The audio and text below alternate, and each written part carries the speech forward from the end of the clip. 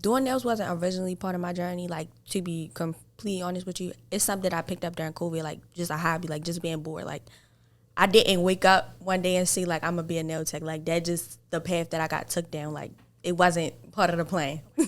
Hi, my name's Jamia. I'm the owner of Aries Nail Plug. I'm 18. I started doing nails when I was 14. Before I became a nail tech, I wanted to be a lawyer. Like, I wanted to go to college. I wanted to go to law school. I didn't have nothing to do with nails. Like, I wasn't supposed to be part of the beauty industry. I watched Criminal Minds. I watched Law and Order. Like, I binge watched all them shows, and nothing couldn't tell me that I wasn't going to be a lawyer, like, at all. But randomly, I started getting in the hair. I started getting in the nails, and I found a passion in that. But in the back of my mind, I still might be a lawyer. What made you want to do nails? Doing nails wasn't originally part of my journey. Like, to be completely honest with you, it's something I picked up during COVID, like just a hobby, like just being bored. Like, I didn't wake up one day and see like I'm gonna be a nail tech. Like, that just the path that I got took down. Like, it wasn't part of the plan. So, like, what do you want to do? Nails. You want to do nails? Why do you want to do that?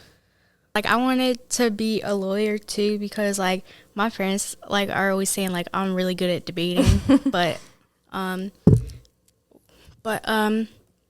so I wanted to be a lawyer, but then like I kind of like I don't know, I was just like looking at like nail videos and like just overall like cosmetology videos, and then I kind of just like started like buying those like Amazon starter nail kits. And like eventually like I got my dad to like kind of like cave in and like start buying me like stuff, and then I just started practicing, and then like I kind of wanted to do a nail class, but I couldn't find any, so but then that's when like I came to Green Goals Beauty Academy. But I just want to say one thing. Just because you're a nail tech don't mean you can't be a lawyer. Don't let nobody tell you that. Because you can do nails in college, you can do nails on the side. Like, it doesn't have to be your main career. Even though if that's something you enjoy doing, it doesn't have to be your sole career. Like, it could be for right now. It could be a side hustle. So if you want to be a lawyer, don't, like, pursue your passion of being a lawyer. But if being a nail tech is what you choose to do that too. But don't let that stop you from doing other things. Like, you don't know where life, takes you. Yeah, I was debating if I could like do both or something. Go to college and then on your free time do some nails. What did you learn from Jamia teaching you at Newtown High School? So what I learned from Jamia was I learned how to shape coffin, stiletto, and square. And I learned about application and like the different beads and how much monomer you're supposed to have on your brush and how much acrylic, and the shaping and like where to file and stuff like that. So she influenced me because I actually wanted to be a nail tech in middle school, and ever since I did the class from Green Goals at Newtown, I was really interested in it because at first I didn't like know like how I would learn, and it just made me want to practice more. So I did, and I got like more nail stuff on like Christmas, and I started practicing more, and I started getting into it more. Or when I go to college, I can do it on the side maybe so I can still make money, and then like when I graduate, then I can like see how things will work out and like see what my schedule will look like, and I will still try to see if I can do it on the side maybe. Patience is key, because I'm trying to tell you, like, any customer service job, you're going to realize that people not as bright as you thought they were. Like, respectfully, that common sense is not common. Like, seriously, like, on my page, the biggest, boldest thing is where I'm located, and I still get people to ask me if I'm in Chicago, am I in Washington, am I in D.C.? I had one person ask me if I'm in New Orleans, but the biggest, boldest thing on my page is say Pikesville, Maryland. And then I had people text my nail page asking me, do I do nails? Even when you go to the supermarket, people like, oh, do you sell eggs? But like, that's just something that you walked in the grocery store anticipating that you was going to buy eggs, and you still ask me, do I sell eggs here? Like when people ask me, am I available? But my availability is in my bio. So if like some days, if you don't see like a certain day, then that means it's closed. But yeah. What I'm going to say is you got to learn patience, because you can't be rude. Like, if you be rude, that's the perspective that you're going to put on yourself and your business. So, like, even if somebody asks me a question in my head, I might say, really, like, why did you ask me that? But I'm not going to say that to you, like, people, because it's a lot of people in the beauty industry that don't know how to be professional, and that's not talked about enough. Because, yeah, but you have to have patience. So if somebody was to ask you, like, when your availability, and you know that you got it in your bio, just redirect them and be like, hey, like, my availability is located on my website. You don't have to say nothing else. You don't have to be mean about it or nothing. Sometimes you don't even have to reply, because I feel like if you didn't take the time to look, do I really want you to be my client? Because are you going to look at anything else I say? So it's up to you if you pick and choose your battles wisely. Because as being a business owner, that's what you have the ability to do. Pick and choose your battles. So if you feel like you don't want to reply, don't reply. Or just gently say, my availability is in my bio. But I also feel like some people do ask, because, like, me per se, I do take a squeeze in order to. So, like, even if you see something that's not available, I would rather you ask me and be like, do you still have something on Monday? Because sometimes you got a little wiggle room even if you're booked. What is the biggest misconception of being a nail tech, beginner or advanced? That's a good question.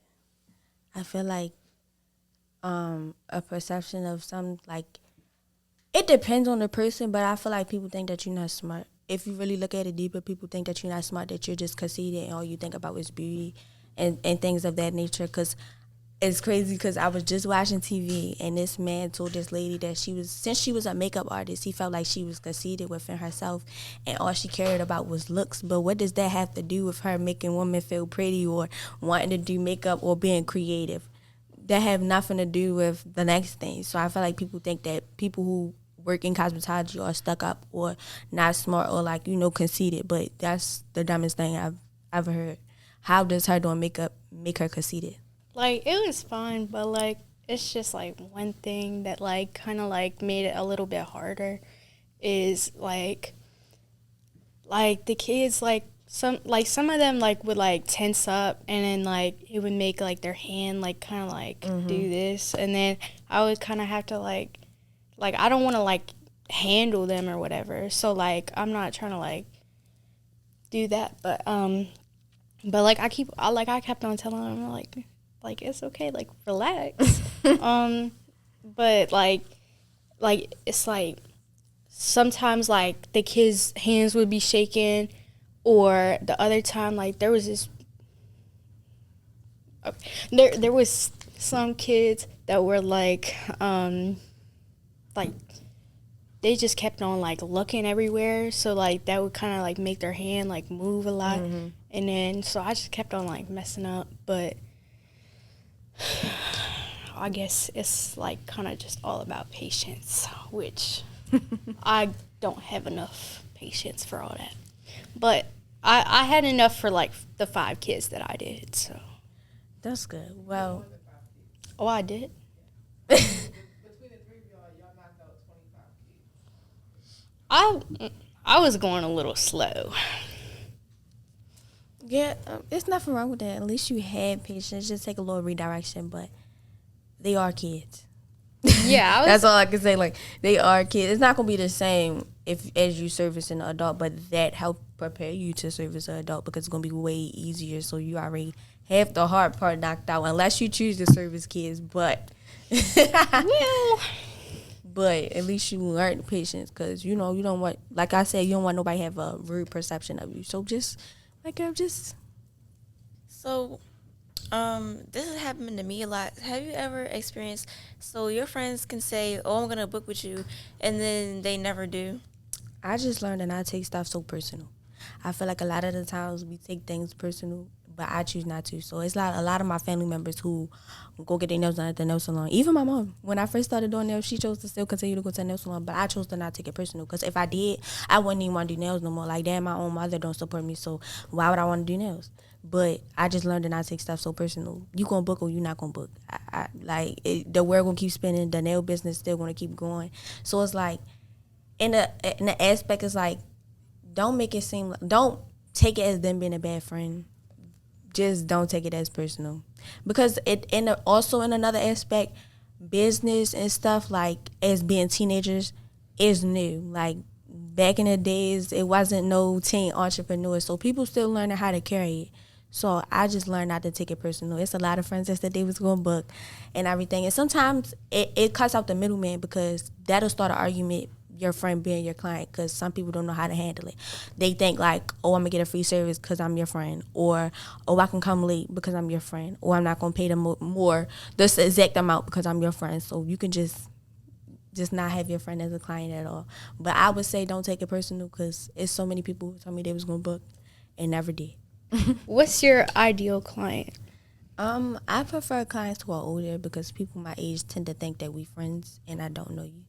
Like, just respectfully, because I'm the same age as them, so they think they could play with me, or they don't see me as, like, being an actual business owner. Like, I'm just doing your nails. You know what I'm saying? Like, I don't know how to spin it, but, like, they think that since we the same age, they can carry things a different way.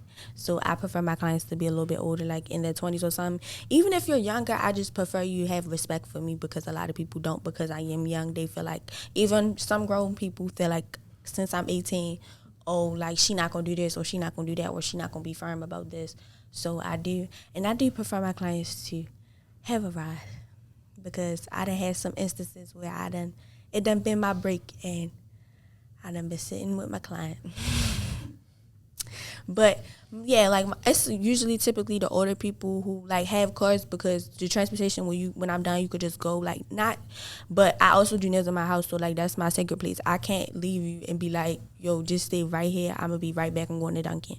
I can't do that. So when it's my break, like, it's my break. And I'm not the type to put nobody out my house out. Like, you know, I'm not rude or anything, so I'm not going to tell you, like, you got to get out.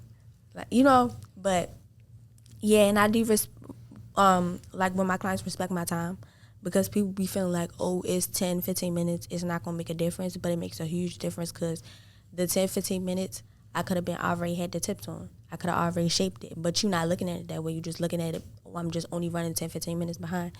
And they don't say nothing half the time. I respect it 10 times more had you said something, had you not said nothing at all. So it's just that, just respecting my time, being on time, communicating with me. Because if something's wrong, if you need to cancel or something, I'd rather you say it than just not show up. Like, communication goes a long way. It's times where I had a break, like an hour break, like, and I, like, not made the break essentially, but I got done her nails early so that I could have the break. And I wanted to go get Starbucks, but I sat in the house for an hour because her mom didn't come. For a whole hour, yep. Till my next client. And she was still there after my next client. And this happened too often. Way too often. Ken, do you deal with that since you're home-based? Not really. Well, I did have to take one of my friends home because she didn't have a ride. But it was only one time, and that was like my second client. No, it just happens too often with my young clients because I just be like, why would you tell your mom you done when you done? If you know you live 20 minutes away and I'm about to do the French tip, why don't you call her when I'm about to start the French tip? Because you know it's going to take the 20 minutes. But then you call her, and then sometimes they be doing something, or they be at the mall because they don't know what time you're going to be done. So she's still at the mall. You done. You got to wait for her to be done at the mall. And then she going to be on her way, which still 20 minutes after that. So that's why I say people don't respect your time. Because just to know that I've been working all day, my hour break is important to me, maybe not to you. And you don't see it that way, but that's the time I get a nap, or I get to eat, or I get to go do something that I needed to do, because there been times where I need to do something and I can't even do it. Because like I said, I don't want to put nobody out my house or make nobody feel like, you know, I'm kicking them out. But sometimes I do got stuff to do and I can't do it because you're not respecting my time. You're just seeing it as, oh, I'm just waiting here, but it's way bigger than that. What was your most challenging thing with a client, and how'd you handle it? There been a couple challenging situations, but I feel like I'm gonna say like 2 times. One time, I was changing my prices the next month, and that same month, all the prices stayed the same, but the next month the prices were gonna go up. At this time, I didn't like have a website or nothing. I had a price list. Like I always been having set prices. Like I don't really like add stuff on or none of that. So I said for the remainder of the month, if you want an appointment, just text me. Like, you know, don't go on my site, don't go book it, because it's going to be the price of the next month. It's not going to be the price that the month of that it is now. So she texted me and she wanted to book or whatever. So we going through the process of booking. I'm telling her how much it's going to be. She told me that I'm trying to get over on her by charging her the new price, but I broke everything down to her. I said, this what you want. I'm telling you, she want blinged out French tips. And I told her it was probably like $75 long blinged out French tips, which is very cheap. So then she like, yeah, because last time I got my nails done, it was $65. Da da da. I'm like, you didn't get the same thing last time. And last time you booked during the sale too. Like when you booked during Valentine's Day, it was a Valentine's Day sale. So you still got money off of that. And I'm still charging you the $75. So she going back and forth with me about the price, like telling me that I'm getting over on her and she want me to break it down for her. So I just simply sent her my price list, like, this the price I'm charging you. These the add-ons that you need. Like, you know, like you can see it for yourself in broad day. Then I sent her the new price, and I guess she realized that I was right. And she was like, you can just go ahead and cancel my appointment. And I was like, okay. But then the next instance happened not too long ago, maybe like 2-3 weeks ago. I had this client, I did her nails, her tools. She had booked the after-hour appointment. Like, it was like 7 p.m. And she walked out, told me she loved it, everything. So then, like, 3 days later, after I do her nails, I get a text, and she like, she say, oh, you didn't polish my nails fully, and my cuticles are flooded with product. My acrylic toes are super thick, and you didn't paint the size. I could see the size of my nails, everything. So I'm just distraught, like, and I'm like, but you walked out here and you told me, like, it was perfect, you was coming back, like, so I was like, can you just send me a picture of what you got going on? So she sent me a picture of some of the stuff, and as far as her cuticles, I'm like, all right, it's a little bit too much top coat, but I offer her, I don't even, like, fuss with her, nothing. I offer her, I be like, girl, like, you can come tomorrow and we can fix it. We can squash it and have it out, and I can fix whatever you need me to fix. Because she came at me sideways telling me that she don't think that it felt like I didn't want to do it because it was an after hours appointment, so I must have been rushing or didn't put the same effort into it. But I wouldn't have took the appointment if I didn't feel like doing it. So don't tell me that I didn't feel like doing it or nothing like that. But I still was nice about it. I told her to come the next day. She told me she had work, and then I said, okay, can you come Tuesday then? So she comes Tuesday. Well, no, she didn't even come Tuesday. So Tuesday comes, and it's like 7:10, and I'm texting her like, hey, were you still coming? She like, yeah, I'm running a little late from work, but she didn't even tell me that she was running late from work. So I'm like, what's your ETA? She told me 7:30. I'm like, we gonna have to reschedule because that's 30 minutes after the time that we were supposed to be here, you know. And then you didn't even say nothing to me. That's what I mean when I would say respect my time. And then you told me that you was getting off at 5. How you still, it's 7, you got off at 5. That's 2 hours ago. So I felt like, I'm not saying it's true, that she forgot and wanted to be on the way the time I said, are you still coming? But it's like, if it was that big of a deal, that big of a fuss, I tried to give you a solution, and you played with my time. And it happened far too often, so, like, now I'm fed up. So, like, I text her, I was like, we're going to have to reschedule. She never texted me back. So I feel like it wasn't as big of a deal as you made it, because you would have been here at 7 if all the issues were really the big issues. And then she blocked me. My biggest advice, like I told y'all before, is to be patient and also be very professional. It's so many different ways you can say things without being rude. Like, I've seen, like, this debate where this hairstylist was talking about people holding their head down on their phone while they was getting their hair done. And she came on here and said she putting people's phone in the lockbox. Nobody can be on their phone while she doing her hair, all this. But it took a simple post to say, like, hey, I'm having a common issue of everybody holding their phone, holding their head down and being on their phone while I'm doing their hair, and it's making it hard to achieve the looks that I want and giving y'all the perfect results. So I would just like it if y'all be mindful to just stay off your phone a little bit and hold your head up. It's just so simple. Like, please be professional, because it take you a long and far way. Even with certain situations, like I just told y'all, I could have handled it. I could have been defensive. I could have said I didn't do nothing wrong, and you just gonna have to take that up with God. But I still was nice about it. Like, it's certain things where sometimes you just gotta learn to take the L on it. Like, sometimes don't text back, don't fuss, don't be rude. Just be professional. Like, that's the sense of it, because that's why a lot of people getting backlash on the internet about black businesses or teen entrepreneurs, because y'all don't know how to carry certain things, but please look into how you carry a situation. Even if you don't know how to do it yourself, ask your mom, as her, as everybody around you, to be like, you don't have to respond immediately. Just take some advice and be like, all right, I'm gonna ask Miss Chanel, how do I respond to this, because I have no clue, before you had tried to get up on yourself.